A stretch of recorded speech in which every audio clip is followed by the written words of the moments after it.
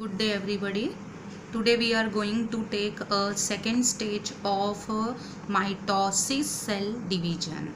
Okay, the first phase we have completed, that was prophase. Now we are towards the second phase, that is known as metaphase. And in this metaphase you can observe that what are the changes is been occurred. As it is shown in diagram, the cell wall is there. The outermost membrane is known as cell wall. This is cell wall. And then this sister pair chromatin. These are the sister pair chromatin. These are arranged in the equatorial line. Means equatorial line is not exactly the middle line or equatorial, but near about, which divides the cell. It is an imaginary line which divides the cell in two equal halves.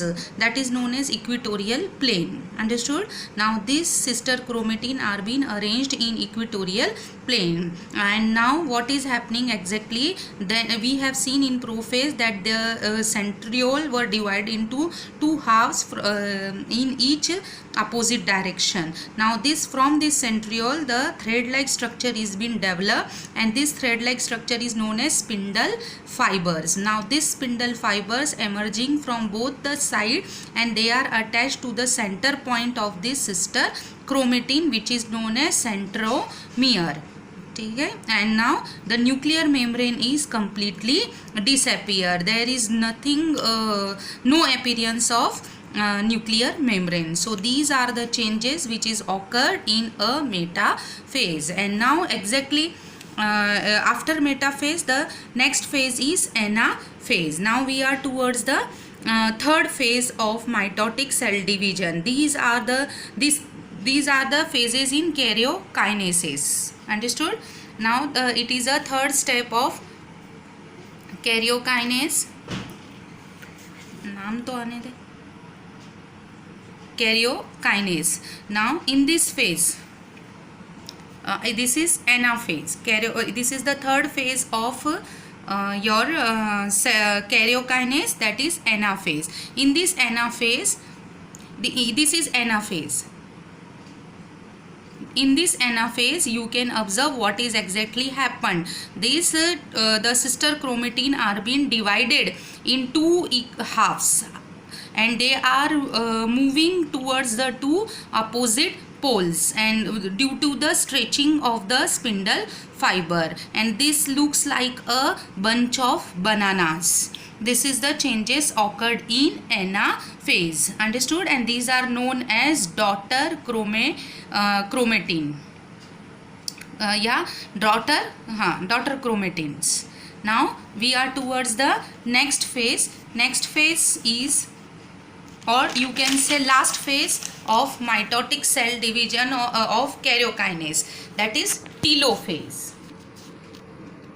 In this telophase you can observe that nuclear membrane is there, but at a time there are two nuclear membrane.